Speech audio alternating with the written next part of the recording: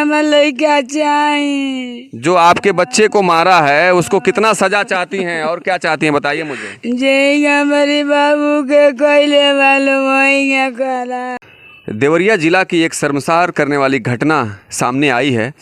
मैं आपको बता दूं कि ये वही राहुल का घर है जिस हम तक वापस नहीं आता है और 27 तारीख को सुबह में उसकी बगल के एक गांव में उसकी बॉडी देखने को मिलती है। और जब वहां के लोग फ़ोन करके बताते हैं, इनके घर को सूचना देते हैं, तो पहचान होती है कि ये तो राहुल है जो पेट्रोल पंप पे काम करता था। सुर्खियों में है, FIR तो दर्ज हो चुके हैं, लेकिन कार्रवाई कितनी तेज़ करती है उत्तर प्रदेश पुलिस आप तो जानते हैं।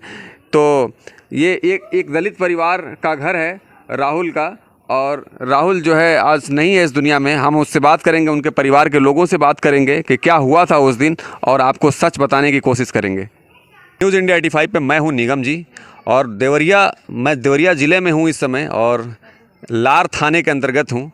और 26 तारीख को 27 को एक घटना घटती है जिसमें एक 20 वर्षीय युवक की बॉडी मिलती है और बहुत बुरे स्थिति में मिलती है। तो क्या है उस घटना के बारे में मैं आपसे जानना चाहूँगा इनसे कि क्या नाम है आपका। फुलेश्वरी जी। आपके बेटे का क्या नाम था। राहुल। 5 बजे भोर में गए झाड़ू लगावे। कहाँ पे झाड़ू लगाने गए। या पेट्रोल पंप पर। पेट्रोल पंप पे। वो किसका पेट्रोल पंप है। हृदय सिंह के। हृदय सिंह के। तो जब गए तो उसके बाद से क्या हुआ आगे बताइए हमको। ओ जैसा ना पता। वो जैसे ना पता हो गए। तो खोज खबर आप कब ली।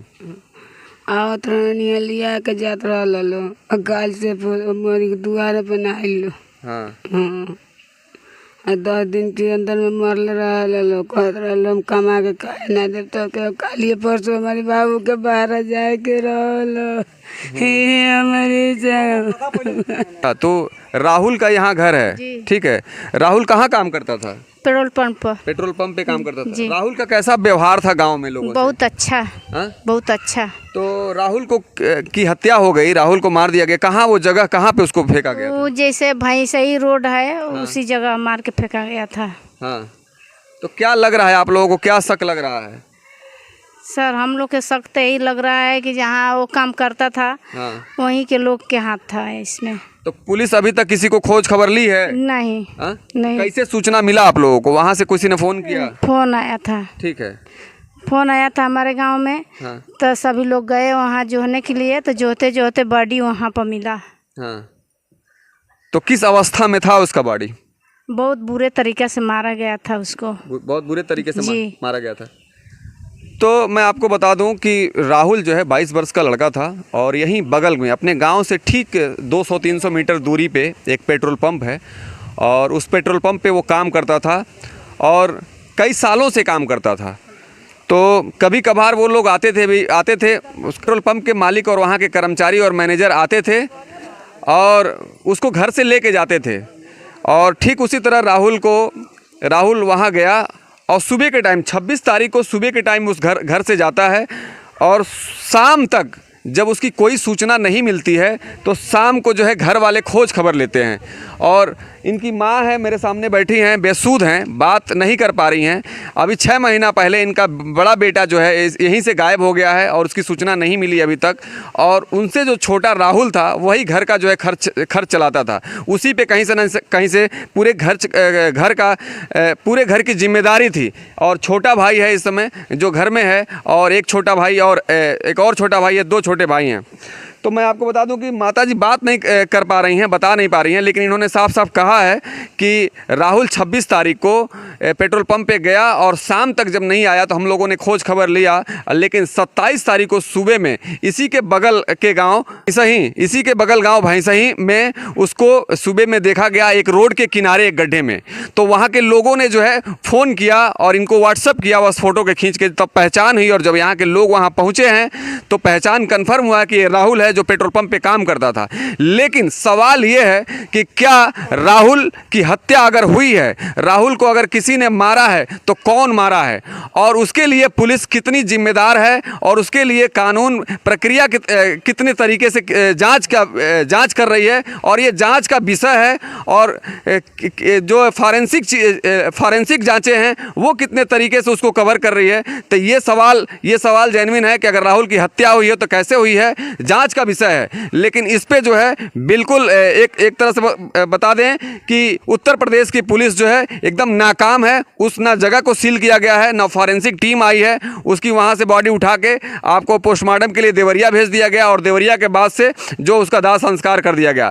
तो FIR दर्ज हुआ है, लेकिन अभी तक किसी की गिरफ्तारी नहीं हुई है। परिवार का शक है कि पेट्रोल पंप पे जब गया है तो पेट्रोल पंप के किसी मैनेजर का हाथ हो सकता है उसमें, और उसी के द्वारा ये काम किया गया है। जांच का विषय है, तो पुलिस अपने जांच में क्या देखती है और क्या लगाती है तो जांच का विषय बनता है। मेरे साथ और भी यहाँ पे कुछ सामाजिक कार्यकर्ता हैं, मैं उनसे भी बात करूँगा।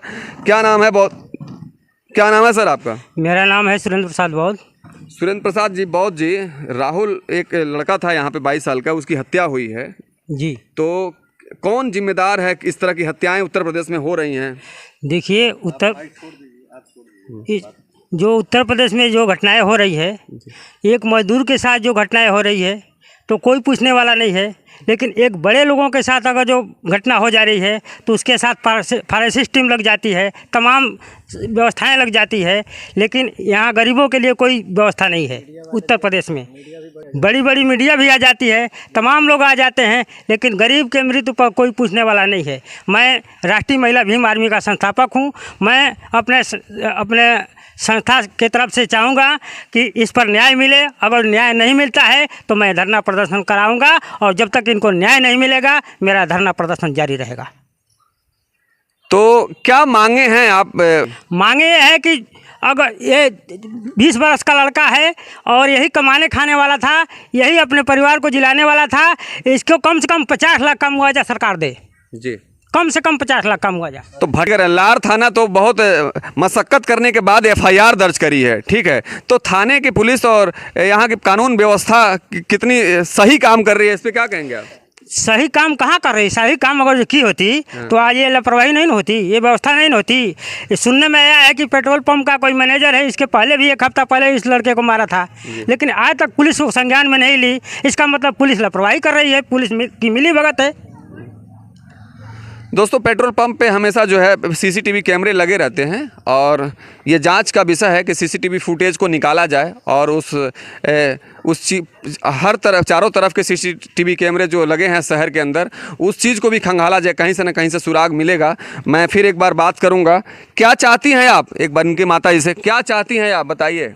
हमारा लड़का चाहिए। हाँ, हमारे जेंगे हमारे लड़का लतेंगे, हमारे लड़का चाहिए। जो आपके बच्चे को मारा है उसको कितना सजा चाहती हैं और क्या चाहती हैं, बताइए मुझे। जेंगे हमारे बाबू के कोयले वालों वही कराए।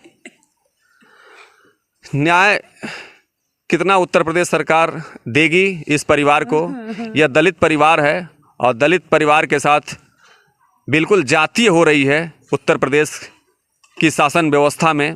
अभी किसी मंत्री या विधायक का बेटा होता तो शायद यह जांच प्रक्रिया बहुत तेज़ हो गई होती और वहां फॉरेंसिक टीमें भी आ गई होती। लेकिन इस दलित परिवार और गरीब परिवार की वजह से ना FIR दर्ज हो पा रहे हैं और ना ही कार्रवाई हो पा रही है। इसके लिए भी मशक्क़त करना पड़ा है, और गांव के लोग बिल्कुल ये कह रहे हैं कि राहुल ऐसा लड़का नहीं था, वो कहीं ना कहीं से निर्दोष है और उसके साथ जो है गलत हुआ है, और इसकी हमको न्याय चाहिए। नमस्कार, न्यूज़ इंडिया 85 पे मैं निगम जी।